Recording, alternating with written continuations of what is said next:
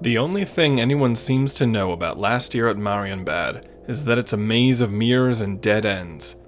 Fortunately, I love mazes, as you might have guessed. Any interpretation of it can be flung back with, of course that's a fascinating idea, but most definite assumptions are laughable or doomed to be laughed at by those who find confident assertion intimidating. After all, it was a film which broke with narrative language and experimented with all sorts of nonlinear ways of editing. It's one of those experience movies, where it invites interpretation, even if those conclusions are apparently futile.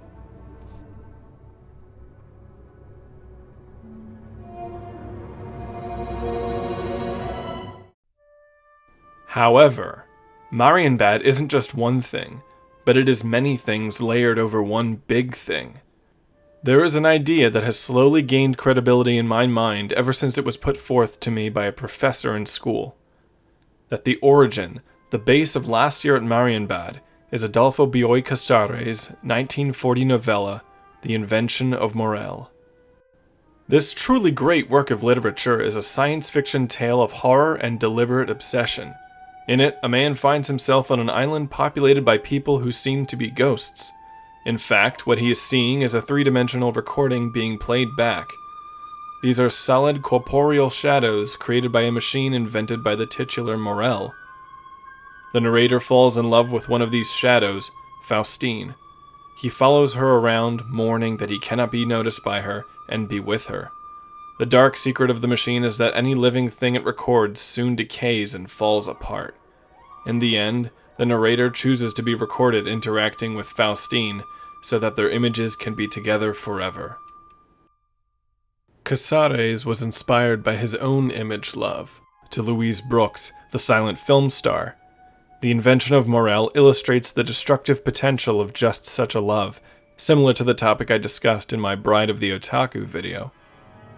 There are plenty of small similarities to Morel within Marienbad, and far more divergences. However, the smoking gun for me came in an interview from a documentary on the film, where Volker Schlorndorff, the assistant director, said that Alain Resnais wanted Delphine Seyrig's character to resemble Louise Brooks. Alain was very taken by the sophistication of certain silent movies, such as Louise Brooks, and he was studying this when it came to the makeup of Delphine, generally as to the look of the gentleman as well. And the way Delphine's lips were painted was, of course, very much a reference to the way you would have done it in the 30s. This connection between Casares and Louise Brooks is played up on the cover for the New York Review Books edition. It was also stated by Resnais in an interview that himself and Rob Grier, the co-writer, enjoyed the same kind of books. On s'est aperçu qu'on avait des plaisirs communs devant un certain nombre de spectacles et même d'œuvres littéraires. Only a few times have I seen the comparison between Marienbad and Morel crop up. An acknowledgement by Grier took place when he was interviewed in Paris Review. Do you know Borges's preface to Adolfo Bioy Casares' The Invention of Morel? In it, Borges maintains that all the great novels of the 20th century are detective novels. And furthering the rabbit trail is an article by Thomas Belzer for Sense of Cinema. I discovered the kinship by accident on the dust jacket of Casares' A Plan for Escape, a novel written in the early 1940s, which also bears an interesting affinity with Last Year at Marienbad. Dust jackets of novels are occasionally mistaken, but I was able to confirm the information by consulting the Encyclopedia Britannica, which states that the novel formed the basis for Alain Robbe-Grier's film script for Last Year at Marienbad. The high modernist masterpiece is outed as a postmodern science fiction film. And so, with this evidence, we can make some connections on the basis of the film being a covert adaptation of The Invention of Morel. At the beginning of the book, the narrator makes this observation. And yet, suddenly, unaccountably, on this oppressive summer-like night, the grassy hillside has become crowded with people who dance, stroll up and down, and swim in the pool, as if this were a summer resort like Los Teques or Marienbad. The characters of Faustine and the narrator make sense as A and X, though in the case of the movie, A is aware of X. They are together in the film. M would, of course, be Morel, surprisingly obvious. In the book, the machine will project an additional sun or moon, along with the heat of the former. This sort of imagery would have been too poetic for René and Grillet to pass up, and it does appear in different form in the film a couple times. It even accounts for the film's most iconic image.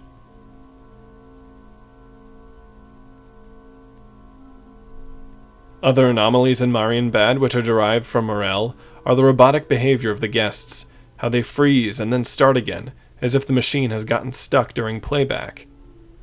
Or a woman who suddenly jumps to another part of the palace.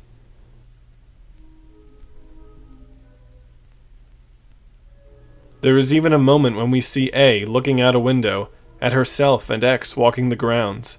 René and Grillet stretched the foundations of the text and let their imaginations run wild, contributing their own mysteries.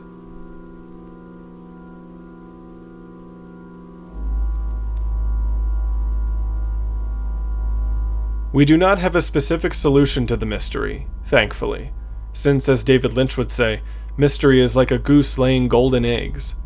But with Morel, we at least have a strong foundation from which to plunge into that mystery and return back from. In writing Last Year at Marienbad, René and Grillet, evidently ashamed of the genre-centric source material, tried to disguise and dress it up in the trappings of modernism. This hasn't helped the movie. Most experimental films are best at conveying an interesting idea, and Marienbad can be accused of this sort of indulgent experimentation. But the film has always had a mesmerizing pull, and gave the sense that there was something more behind it all. Something so carefully constructed and executed does not come arbitrarily. René and Grillet perhaps wanted to ultimately have an absurd and misleading film, yet they could only arrive at this by masking the vivid narrative that inspired them in the first place. I am all for author intent, and their intentions were well evident, even if they themselves were too snobbish to reveal it. It's the key to truly appreciating the film. Yes, I mean that. To quote Belzer again, understanding that A and M, and perhaps X in Marienbad, are all holographs would enrich our enjoyment of an otherwise incomprehensible film. A, the woman, and M, her husband, are cycling endlessly in a film that never ends. X offers her a way to freedom, though he also seems strangely caught in their world.